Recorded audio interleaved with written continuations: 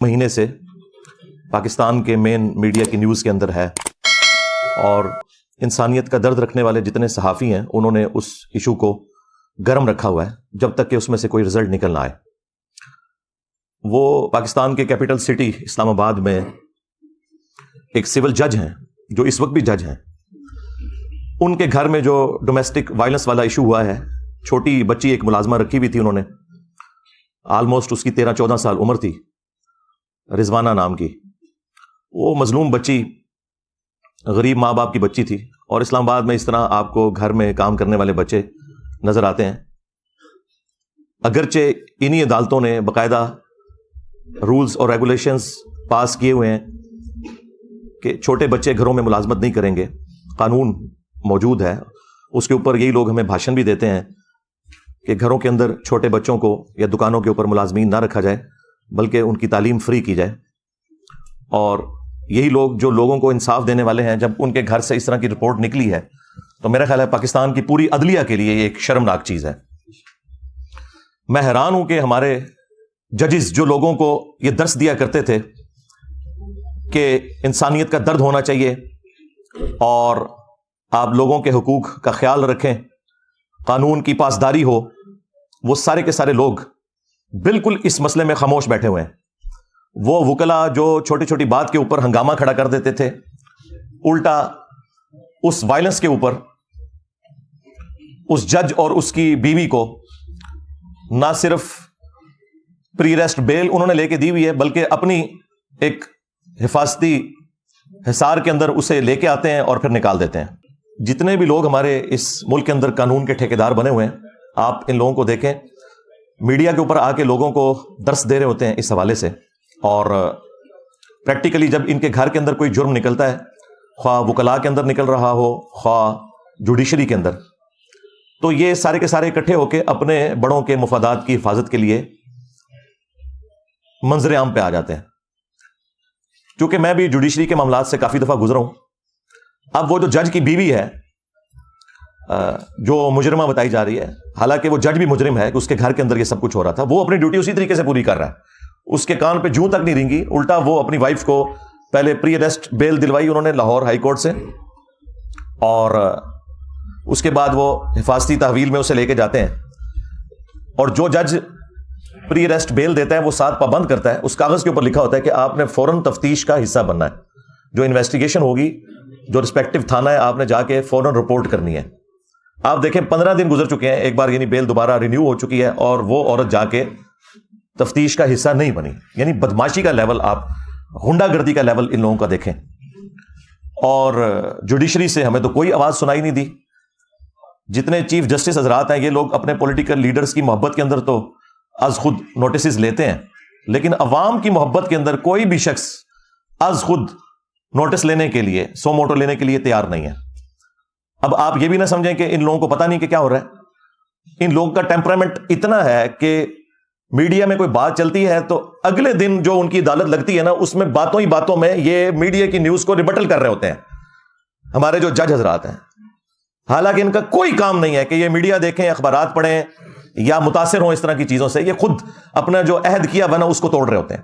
اسی لیے میں نے کئی دفعہ عرض کیا ہے کہ جتنے ججز ہیں نا، ان کے لیے غاروں کے اندر بلڈنگز بنانی چاہیے جہاں ان تک میڈیا کی کوئی رسائی نہ ہو، ہر طرح کی فیسلٹی ان کو دیں تاکہ یہ لوگ اپنے ضمیر کے مطابق فیصلہ نہ کریں بلکہ آئین اور قانون کے مطابق فیصلہ کریں۔ ضمیر کے مطابق تو ہوتا ہے جس کی جو ایفیلیشن ہوتی ہے وہ وہی کچھ کرتا ہے۔ اور اب دیکھ لیں آپ، کسی کا کوئی بیان نہیں آیا، کوئی وکلا تنظیمیں سامنے نہیں آئی ہیں، حالانکہ یہ سارے وکلا کبھی عمران خان صاحب کی محبت میں، کبھی نواز شریف صاحب کی محبت میں، کبھی زرداری صاحب کی محبت میں سڑکوں کے اوپر ٹھڈے کھاتے ذلیل ہوتے آپ کو نظر آتے ہیں، لیکن عوام کے لیے کوئی بھی کچھ کرنے کے لیے تیار نہیں ہے۔ تو میں ان سارے کے سارے لوگوں کو اس حوالے سے مجرم سمجھتا ہوں۔ یہ سب کے سب لوگ ظالم ہیں، خواہ جوڈیشری میں بیٹھے ہوئے لوگ ہیں یا ان کے سپورٹو وکلاء ہیں، یہ سب کے سب لوگ اس معاملے میں پہلے نمبر کے اوپر مجرم ہیں، کیونکہ یہ ان کے گھر کی صفائی کا معاملہ تھا۔ اتنا بڑا ظلم ہوا ہے اور روزانہ خبر بھی چل رہی ہے، وہ بچی زندگی موت کی کشمکش میں ہے، وہ بڑی مشکل سے ریکوری کی طرف جا رہی ہے، ابھی بھی کوئی چانسز نہیں ہے۔ اور آپ دیکھیں ظلم کی انتہا، اس کی ہڈی پسلی انہوں نے توڑی اور وہ اس کو بینڈیج بھی نہیں کروایا، وہ بیچاری کی ہڈیاں ٹیڑھی جڑ گئی ہیں۔ سر میں جو زخم تھا اس میں کیڑے پڑ گئے اور اس کی وجہ سے پورے جسم کے اندر تعفن پھیل گیا. اس کے آپ دیکھیں چہرے کے اوپر, باقی جسم کے اوپر کس طرح نشانات, یعنی جس کی اپنی اولاد ہے وہ دیکھ کے تو تڑپ اٹھتا ہے, یہ جانور ہیں یہ لوگ اوپر جو بیٹھے ہوئے.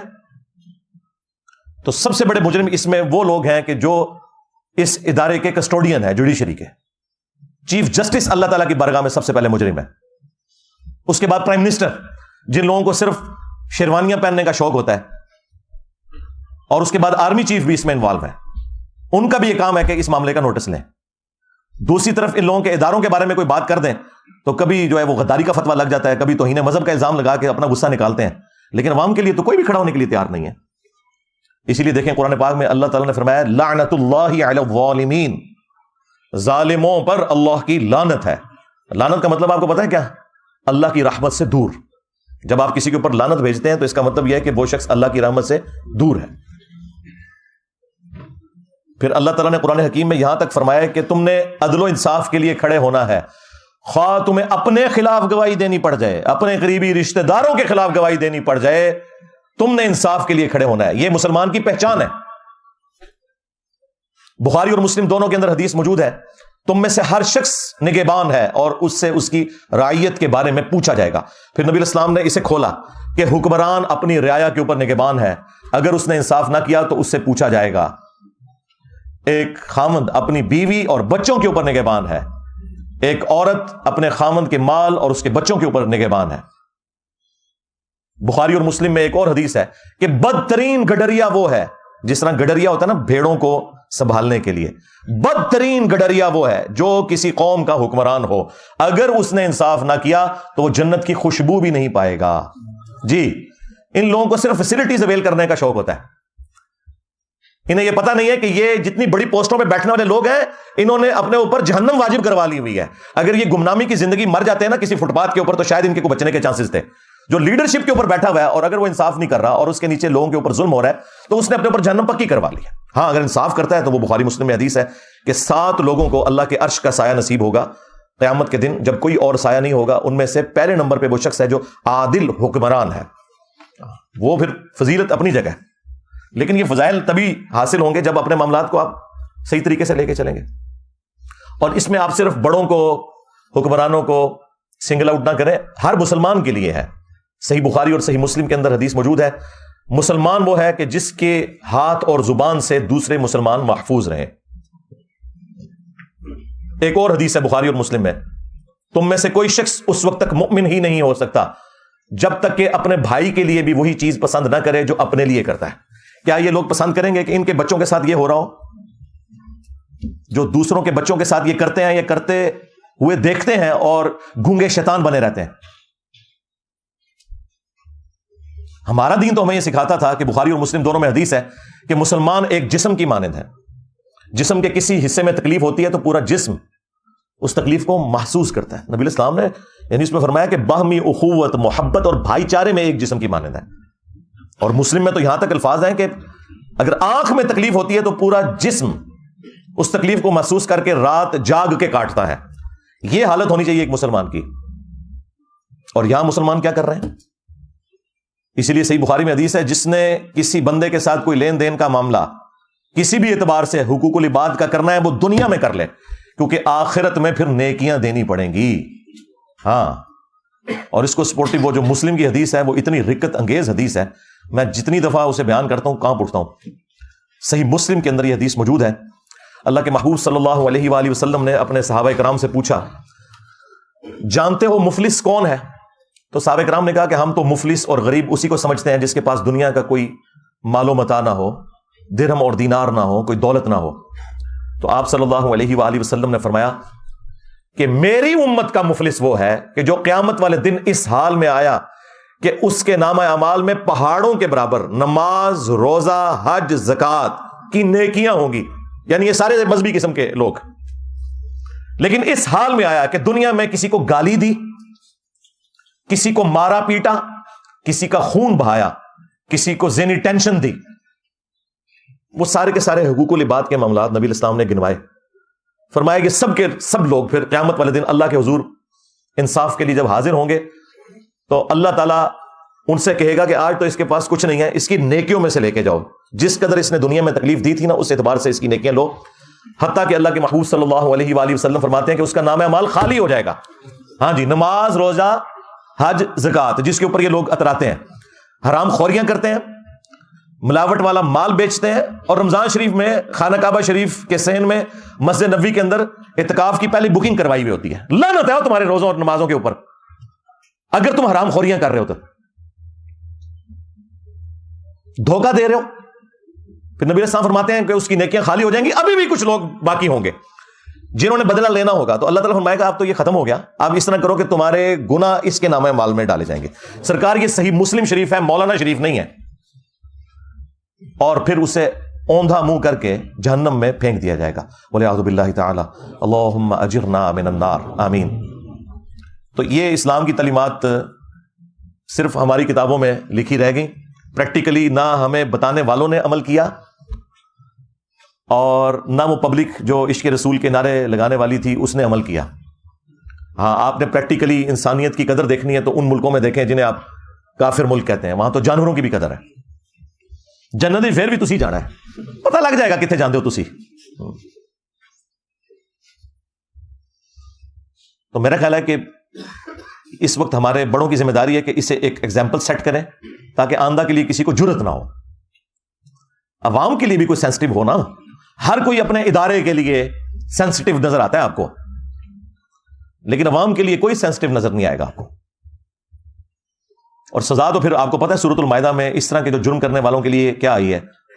اللہ تعالیٰ نے بنی اسرائیل کے لیے بھی یہ چیز طے کی تھی اور اس امت میں بھی، کہ جان کے بدلے جان، آنکھ کے بدلے آنکھ، ناک کے بدلے ناک، کان کے بدلے کان، دانت کے بدلے دانت، یعنی یہ ہر ایک چیز کے بدلے اس کی وہ چیز توڑی جائے گی.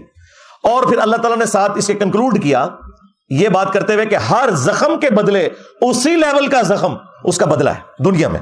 ہاں، یعنی اب جتنی ہڈی پسلیاں اس بچی رضوانہ کی توڑی گئی ہیں نا، وہ ساری ہڈیاں ان دونوں میاں بیوی کی ٹوٹنی چاہیے، وہ جو جج صاحب ہیں اور ان کی جو بیوی ہے، اور وہ سارے زخم لگنے چاہیے. اور جس طرح اس کے زخم میں کیڑے پڑے ان کو بھی چھوڑ دینا چاہیے کہ ان کے زخموں میں بھی کیڑے پڑے. لیکن اینڈ رزلٹ میں آپ کو ابھی بتا دیتا ہوں، وہ غریب لوگ ہیں بےچارے، پیسے لے کے صلح کر لیں گے. اچھا، یہ جو پیسے لے کے صلح کر لیتے ہیں نا اور پھر کہتے ہیں کہ جی وہ شریعت نے اختیار دیا ہوا ہے ورثاء کو، بھئی یہ اس صورت میں ہے جب کوئی دل سے معاف کرے. آپ کے کیسز میں وہ جو شاہ زیب قتل کیس ہوا تھا، پیسے تو انہوں نے بھی لے لیے تھے کیونکہ انہوں نے کہا کہ جو بچ گئے وہ تو بچے نا. اس طرح کے جو معاملات ہوتے ہیں نا، اس میں پھر اسٹیٹ کا کام ہے کہ وہ سامنے آئے اور ڈیٹرز کرے تاکہ آئندہ کسی کو جرت نہ ہو، انشور کرے کہ سزا ملے گی. ٹھیک ہے، پیسے بھی دلوائیں، ان کا علاج ہے، پہلے پیسے دلوائیں، اس کے بعد انہیں کہیں کہ یہ تو آپ کا معاملہ طے ہو گیا اس بچی اور اس کے ماں باپ کے ساتھ. ہاں، اسٹیٹ کے ساتھ ابھی آپ کا معاملہ باقی ہے. جو آپ نے یہ وائلنس کی ہے اور اس کی وجہ سے پورے ملک کے اندر ایک جو دہشت کی فضا بن گئی ہے، اب آپ کے اوپر بھی ڈیٹرنس قانون کی ہونی چاہیے. تو اب آپ آئیں نظر قانون کا سامنا کریں اور ان تمام سزاؤں سے آپ کو گزارا جائے.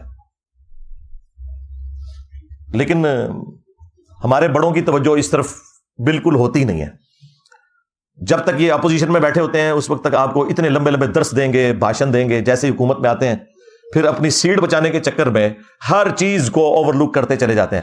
پھر جب سیٹ سے نکالے جاتے ہیں پھر اپوزیشن میں آتے ہیں، پھر یہ انسانی حقوق کی، ڈیموکریسی کی، بیسک ہیومن رائٹس کی، سوشل ویلیوز کی باتیں کرنا شروع کر دیتے ہیں.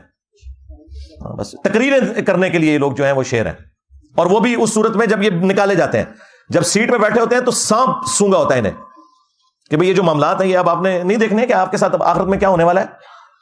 آپ کسی کو جواب دے نہیں ہو. اور اس میں میرا خیال ہے عوام الناس بھی مجرم ہے.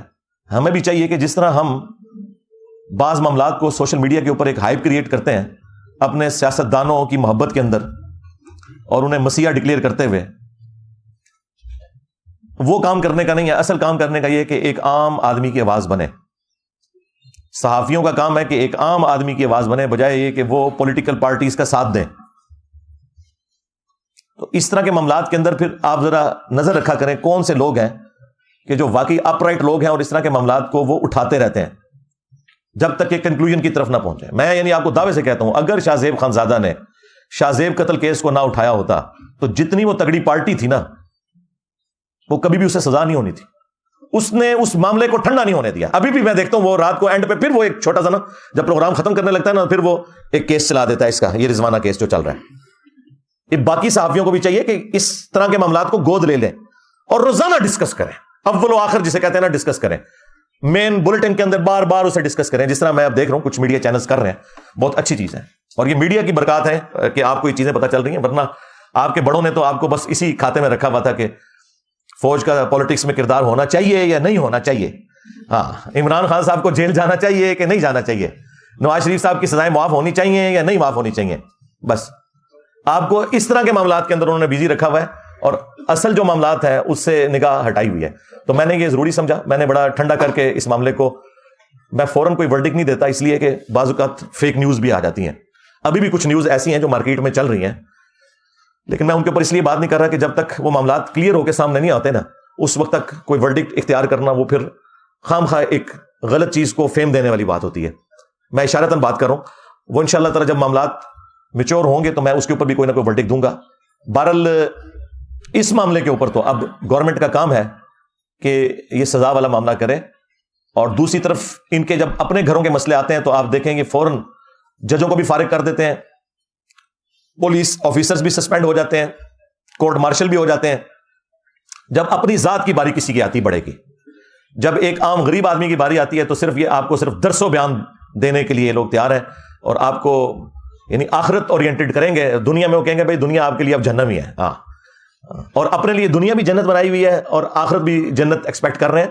یہ تو جب مریں گے تو لگ پتہ جائے گا.